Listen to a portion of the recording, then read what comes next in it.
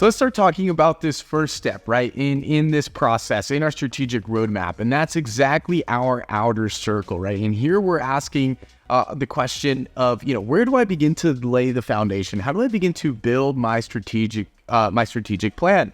And it starts first by identifying our strategic levels, our business hierarchy, if you will, right? We want to make sure that when it comes to our strategic plan, that we are careful in this design process because we want to design according to the organizational structure. Absolutely. So as we mentioned earlier, we want to build a custom-made plan for our organization. It's going to be different depending on whether you're a large organization, whether you're a small organization, whether you have several business units, whether you attend different regions, whether you have teams that work on the different levels of the organization, or whether you have just one team that's probably taking care of several levels within the organization. So in this strategic hierarchy piece, we basically learned that there are 4 levels for every organization. We call the corporate, the business unit level, then we call the functional level, and then we call the operational level. For larger organizations, we will typically have distinct plans that actually match and fit and go with each one of these levels. And you might even have several plans for one level. Perhaps your functional areas are big enough that they justify that you have a strategic plan for your IT department and another one for your human capital or human resources department, and one for your North America, and one for your Middle East and Asia, and one for your Europe business units. Or perhaps your organization is such that the same team is actually the one that is taking care of some of the corporate responsibilities, some of the commercial and business unit responsibilities, and some of the functional and a little bit more managerial responsibilities. So depending on the type of business that you are, we need to understand where you're sitting at in that organization, what works best for you. And once we've clearly identified, Ray, we can move into the second element of this outer circle, which would be your strategic model. A strategic model helps us describe each element of our strategy, and it starts to kind of beg the question, how do they relate to each other? How do these elements then interact with each other, right? So one of the examples that we love to use is this example of an airport, right, Howell? Absolutely. So in this example, basically what happens is we ask you to think that you are going to be building an airport. And even before drawing any of the blueprints from an airport, you already know, Ray, that there are some elements that you're going to be needing to have if you're putting together an airport. You're going to be needing the landing strip. You're going to be needing your baggage check. You're going to be needing your baggage claim. You're going to be needing your security checkpoints. You're going to be needing a road to get to the airport. At this point in time, you don't know exactly how everything is going to be fitting together with one another. But what you're starting to do is you're starting to choose and decide and identify what these elements are that you're going to be using. In terms of a strategic model, it is pretty similar. What you're doing at this point is you're starting to identify whether you're going to be using a structure that has objectives and then that it probably has key results if you're using the OKR model, for example, as proposed by John Doerr and used by many of the large technology companies. Or perhaps you have a more traditional approach with a Hoshin Kanri where you have this longer term objective and then you have your yearly objective, and within the yearly objective you have projects and KPIs that help you measure success at different stages of the organization. And this is what the model does. A model basically sets out this structure for you to ensure that everybody within the organization is more or less speaking the same language, that they know that there are these elements that form part of your structure.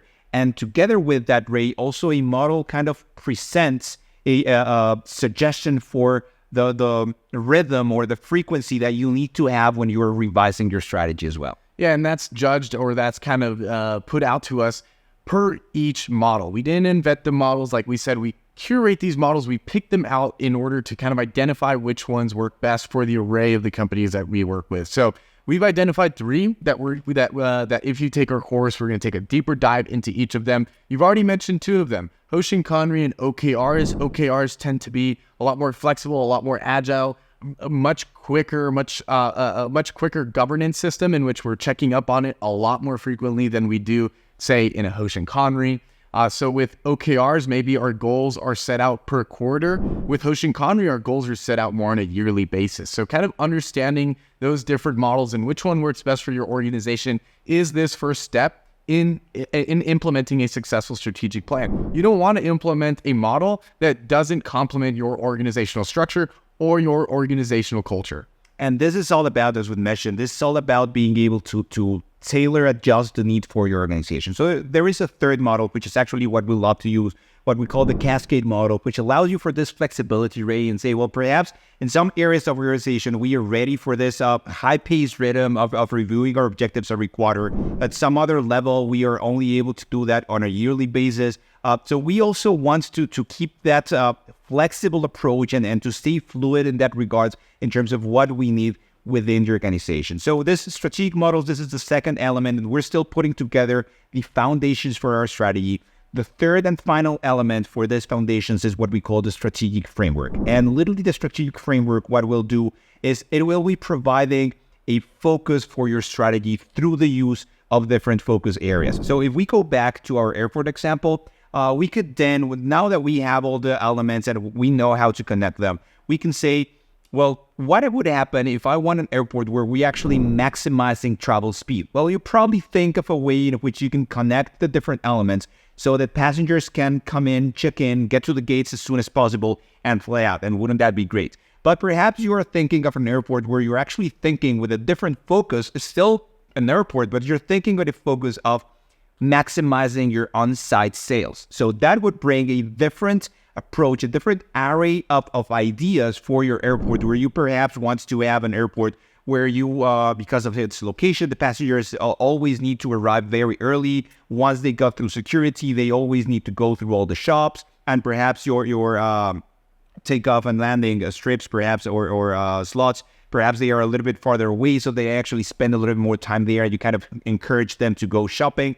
So this way of having the same final objective of an airport, but having two different focuses is more or less similar to what we would have when we talk about a framework. What frameworks will do for your strategy is it will provide this focus, and it will do so, Ray, by arranging your strategies around a series of what we call focus areas for perspectives, depending on how you know them. Yeah, and we have 4 strategic frameworks that we like to use and we like to work with. The first is Balanced Scorecard, and this is a very, very well-known tool. Started in the early 90s, I believe, and it kind of takes these 4 areas of an organization that are critical for an organization to achieve its goals, and it starts to kind of categorize specific initiatives in them, right? And those 4 categories are financial, our commercial, our internal processes, and then our learning and growth. So that's the first one that we can look at. Now, Carlo, before we continue, is it critical for a company to have a strategic framework? That's a good question, Ray. Quick answer is no. I mean, you can start developing a strategy without having a strategic framework. Now, it is highly recommended that you do have a strategic framework because it will allow you to organize and categorize your different ideas and almost even force you to go through each one of these categories or focus areas and think, what do we do about this particular focus area? If you don't have this within your organization, you probably are going to be having a lot of strategic objectives, but it's going to be a little harder for you to find the best way to put them together and to find this cohesive approach to them, right? So that being told, let's move quickly out of this balanced scorecard that's presented by Kaplan and Norton. We also present the McKinsey Strategic Horizons. It's in the name. It was presented by the consulting house McKinsey. And basically what it does, Ray, is now that this one suggests that you organize your strategies around 3 horizons that you could almost relate in terms to time, like being short-term, mid-term, and long-term, even though it's not exactly how it's suggested that you do it. But basically this is 70% of your effort should focus on your current business. This is what's keeping you running right now. But you want to start thinking about the business or how might your business evolve in the future. And that'll be your third horizon. And once you have those 2, then you want to think about a second horizon that might help you bridge the gap between those 2. So this is another way of organizing and thinking about putting together some strategies. Yeah, I feel like that framework is really good for kind of future-looking companies that want to start to define what the future looks like. The third strategic framework that we have is known as value disciplines. And what this does is it provides us 3 focus areas, if you will. It's either product leadership, customer intimacy, or operational excellence. And the framework suggests, look, the best companies in the world focus in on one of them, meaning they are the absolute best in one of these areas. That's not to say that they ignore the other 2, but there are specific companies that really charge at one of them and kind of everything else seems to kind of revolve around that central value. Right, and they need to be properly balanced. You want you want to be really good and really stand out, as you were saying, in one of them. That doesn't mean that the other ones you're gonna leave behind, right? But you're gonna be having perhaps at some standard level, and then you're gonna make a case out of being the best at whichever one of these value disciplines you do. And as your cycles go over, now your organization might decide to keep the same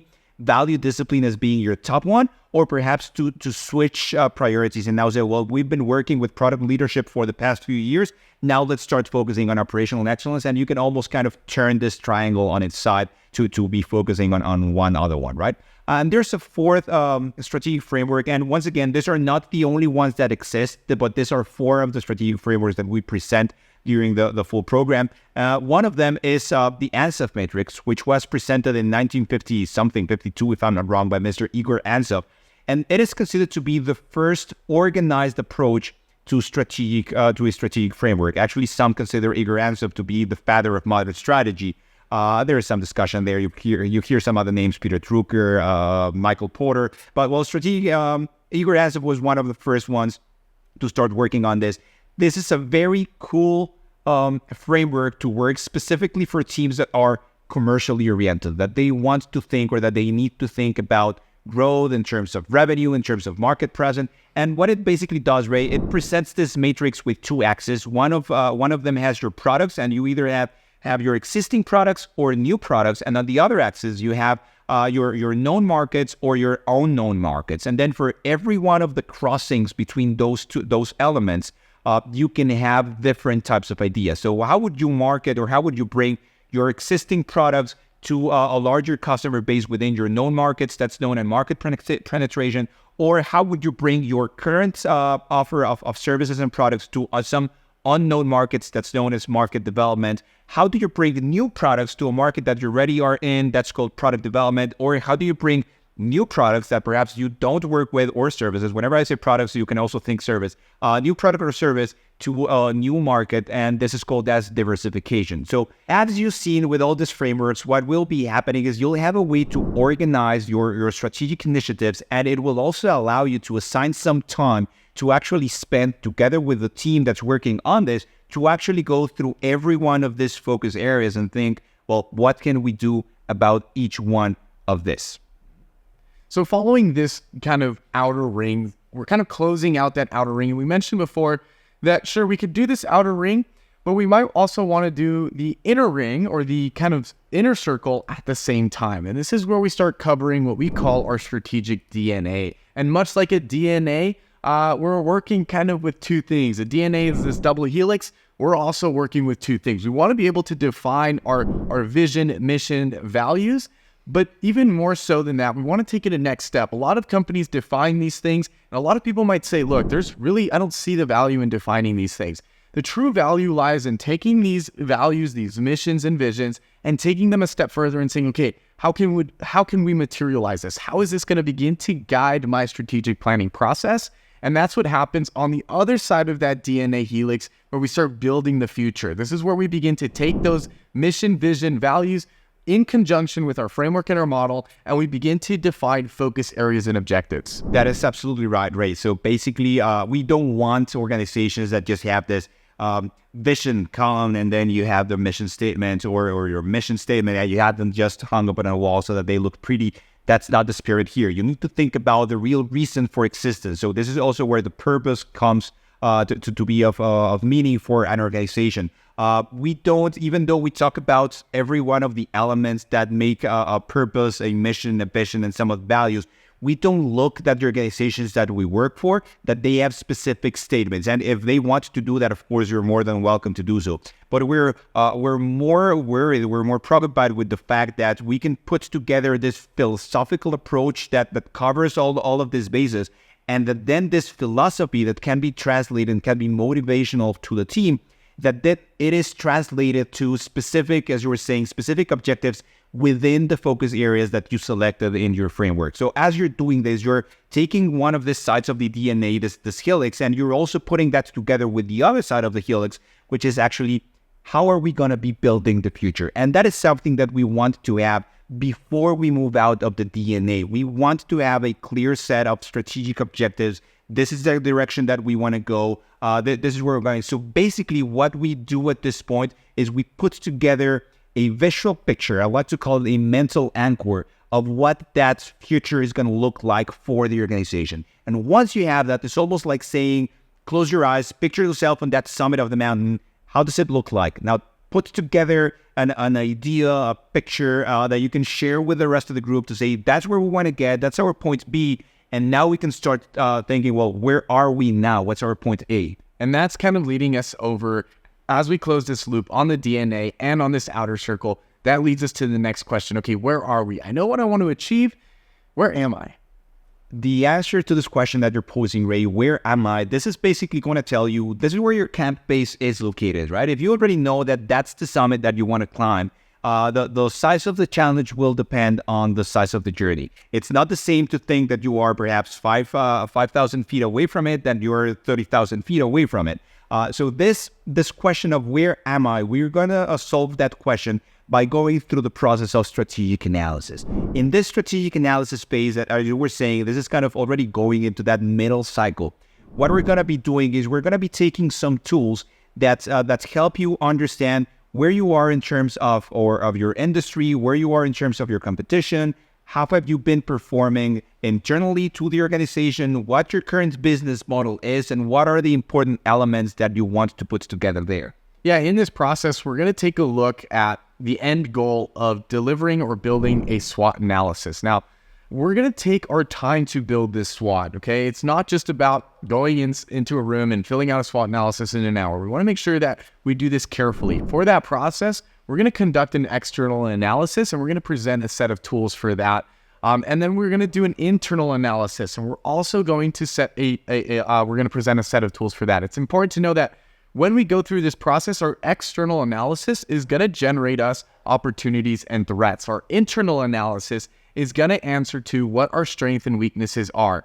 Also, together with that, we're going to take a look at our business model through this tool known as Business Model Canvas. I'm sure a lot of you might be familiar with that, but we're going to take a look at this Business Model Canvas, analyze it, and look for ways in which we can innovate throughout those different sections of our business model.